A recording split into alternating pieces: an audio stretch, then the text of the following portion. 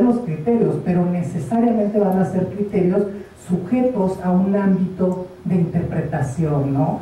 Dejan un margen de discrecionalidad que es difícil y quizá también peligroso de limitar con exactitud.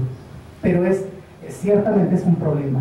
Es un problema y sí se requiere unos lineamientos que por lo menos nos brinden esas directrices generales que nos brinden confianza. Tony. Simplemente apuntar, obviamente, pues es una cuestión muy complicada que no se plantea solo en México, sino en otros lugares. Por ejemplo, en la Unión Europea hay un documento del grupo de trabajo del artículo 29 sobre cómputo en la nube. Una de las cuestiones que se apuntan específicamente son esas solicitudes de terceros países. Creo que en este caso sí que no es una cuestión quizás tanto entre el gobierno de un tercer país y un proveedor de servicios de cómputo en la nube. Creo que es una cuestión que deberían tratar los gobiernos entre sí mismos. Si no, al final del día lo que estamos haciendo es cargar a los proveedores de servicios de cómputo en la nube con una situación en la que es como, vale, a lo mejor tu gobierno lo que dice es respóndele que cumple con no sé qué marco jurídico. Es como, no soy yo. Esto a mí sí me llama mucho la atención y creo que es parecido, por ejemplo, al asunto del Passenger Name Record que se dio entre la Unión Europea y Estados Unidos. Estados Unidos dijo, tú avión, si no me das tu lista de pasajeros, no te voy a dejar aterrizar aquí más. Y al final, realmente, quienes tuvieron que negociar fue la Unión Europea y Estados Unidos directamente. Creo que aquí pues hace falta también proteger de alguna manera al proveedor de cómputo en la nube y darle también algunas facilidades. Pero es una cuestión que realmente yo no tengo respuesta ahora mismo para ello y creo que lo veremos en los próximos, no sé, más adelante. Porque en ese sentido sí creo que tiene que ser entre gobiernos en muchos puntos.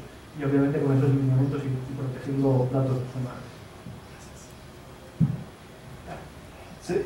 Este último punto, yo tenía una pregunta muy semejante, pero ya que están en los comentarios, el punto es si yo quiero obtener los datos de Marisol, puedo pedirle a un tercero a través de una orden de cateo revisar su archivo. Eso es básicamente el problema, eso es lo que no hemos terminado de definir. En muy buena medida debe haber paralelismo, por ejemplo, al secreto bancario, o los estándares de secreto que debe haber en cuanto a la perspectiva de custodia de la información. Lo cual me lleva a una segunda pregunta, que es la regulación. Comentabas, Miguel, que hay que tener cuidado con evitar los flujos de información y tratar de permitir en muy buena medida que los datos puedan fluir, que los servicios puedan fluir entre países. Pero ahí hay una pregunta de regulación, yo creo que clave, que podría incluso ser una pregunta interesante si lo queremos ver desde el ámbito de soberanía, una palabra vieja en ese sentido, pero déjenme poner una analogía. La idea de en los años 60 y 70 era muy importante para los países tener líneas aéreas nacionales, porque se consideraba que era un elemento básico de comunicación interna y era un aspecto importante. Yo no sé si se llegó a clasificar de seguridad nacional, pero se planteó como un problema específico de soberanía. En ese sentido, precisamente a la luz de las perspectivas que pueda haber con el uso y explotación de la información, creo que podría haber preguntas interesantes sobre eso o sobre monopolios, por ejemplo.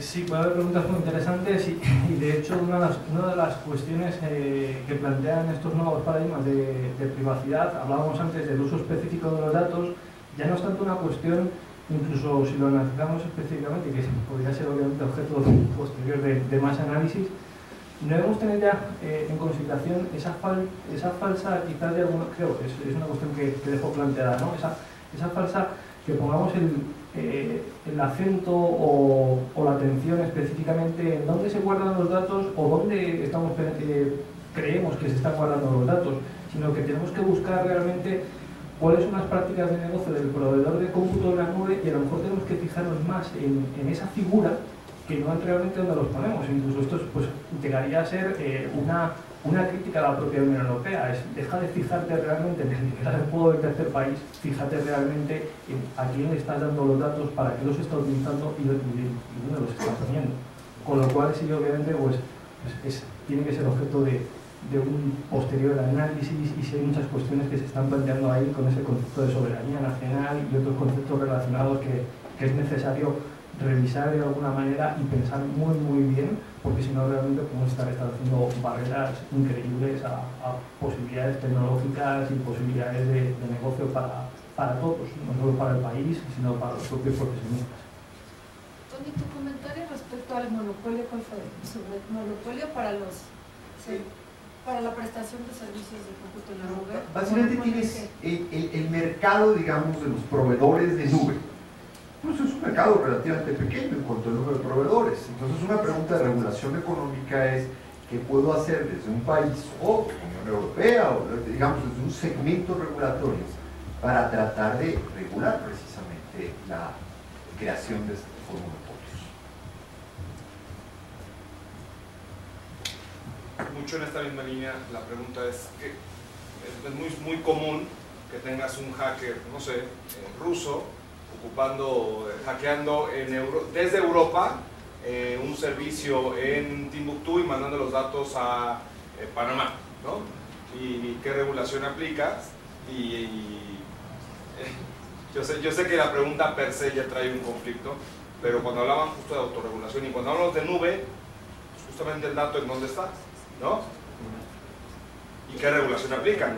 O sea, en ese caso, ¿qué regulación es la que nos va a aplicar? Me parece que ahí en temas de derecho internacional hay todo un tema, no sé cuál es su opinión. Sí, totalmente. A ver, precisamente uno de los problemas que afrontamos actualmente es eso, o sea, carecemos de una regulación que nos oriente precisamente sobre el cómputo en la nube y el tema de privacidad.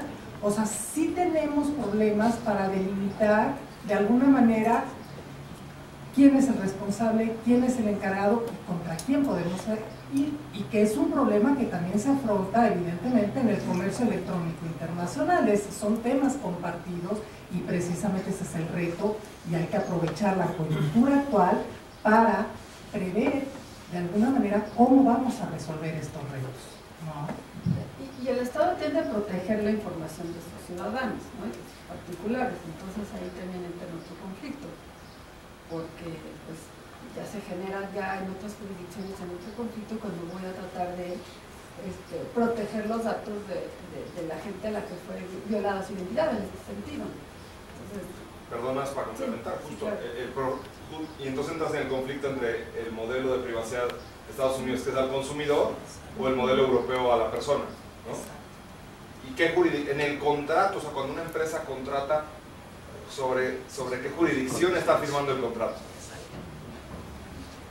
Es otra de las cuestiones también a tener en consideración en cuanto a los proveedores de cómputo en la nube. Algunos que dicen específicamente en qué territorio van a poder estar, con lo cual que están exponiendo a menos riesgo, y otros por su modelo de negocio realmente no saben si los datos personales están acabando en Pakistán o en no sé cualquier otro lugar del mundo, sea mejor o peor, pero realmente no saben realmente dónde están, por lo cual es otro de los aspectos a tomar en consideración cuando analizamos al proveedor de cómputo en la nube. Pero hay una cosa, en los Estados Unidos, que es el sitio donde recibes el servicio, para efectos de demandar a su prestador. Hay dos o tres casos.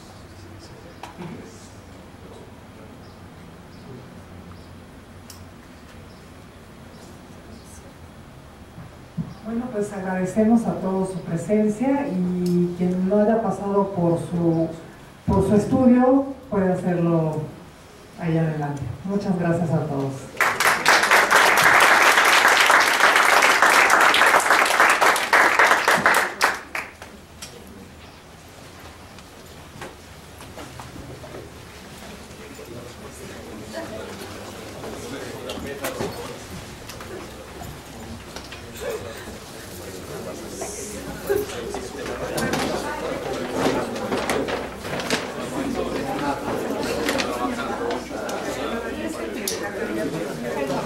Gracias.